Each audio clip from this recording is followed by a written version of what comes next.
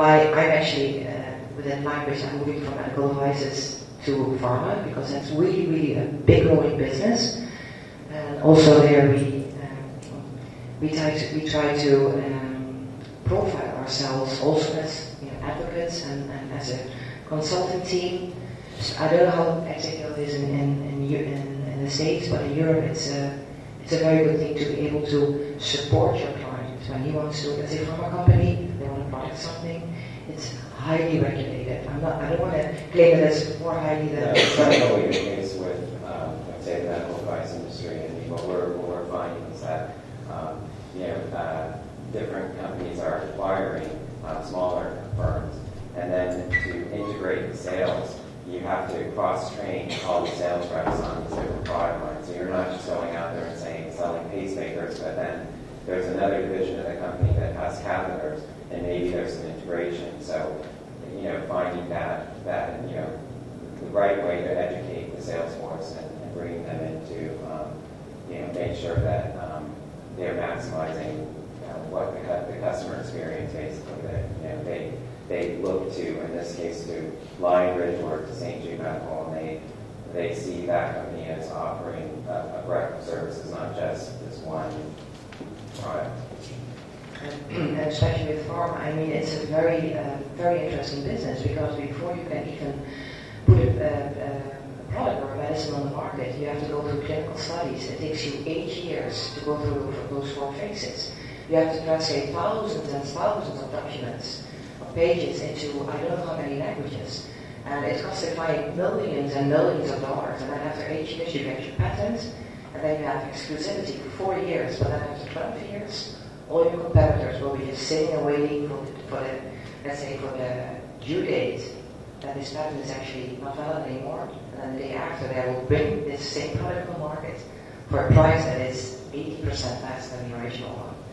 But it's a very interesting business. And last but not least, technology, what I mentioned earlier, web services. What I basically mean by that is, it's not really cool. Let's say that your client wants to have weekly project schedules updates. So it's really not cool to send it in an Excel 2000 version. It's better to have an online application where a customer can upload or download, or use a fax, things like that. So it's, there's a trend towards innovation, modernization, and will be perceived differently by the customer. So the regulatory environment in Latin America is very interesting. And this slide shows the countries that the medical device industry are currently regulated, which basically means that they've got a notified body or some branch of the government that reviews submissions for product approvals, and that goes through some due diligence to make sure the product is safe. It's not to say that other countries in Latin America are not doing this. It's that they don't have a system that's set up that's unique. They may be using an existing system from another market like the EU or from mostly the EU or the US. And most recently, Colombia, Ecuador, and Costa Rica have had major changes in their ministries of health. So this is just, to give you sort of the landscape. Okay. So the main items here that I've listed are show you what, from a medical device company standpoint, what we're looking at when we come to Latin America. Country of origin is key. That's the first one. And what that means is that the product can be sold in a market only if it has been certified in the country where it was produced. And this may seem pretty straightforward. Products produced in country X can be sold in country Y if it's approved. But what happens if the product is manufactured in 5 different countries? And how is that labeled? This is a really big deal because each facility gets certified, and it goes through a series of steps by the officials from each country. And if you're using another facility that hasn't been certified, then you're out of compliance. And basically that means that you could lead to a recall. It could lead to if in worst case scenario, that other facilities aren't using the same exact procedures that were approved from the one first facility, then you could lead to defects in the product and eventually some injury or death. So this is a really big focus for Latin America, country of origin. You might see that come up if you work with medical device companies and pharma. Second one is biocompatibility. What we mean by this is these are products that are being implanted in the human body, and the materials that are used need to be compatible with human blood and tissue. If it comes in contact with blood or tissue, it needs to be tested. Security. Okay. Security. Yeah, security. So, yeah, this must be entertaining, right? Yeah, so biocompatibility testing, getting this on film, right? Okay. Okay.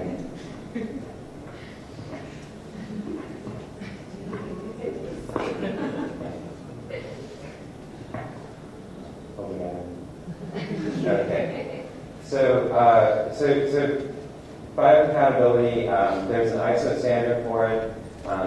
The numbers change depending on what product it is, but basically every country is focused on this. They want to make sure that it's compatible for their citizenry, that the people in their country are not going to die because this product is implanted in them. So that's another big concept.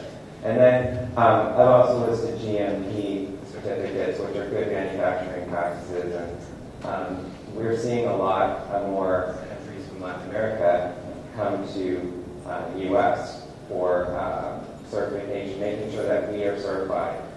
Brazil paid a visit to my facility last month, and we had a bunch of officials from the Ministry of Health come and go through with our team from Sao Paulo and other regulatory affairs teams. And so this is serious to make sure that we're in compliance with what we say we're going to do. And I think that's the theme. A lot of the government entities are not telling you need to manufacture in a certain way.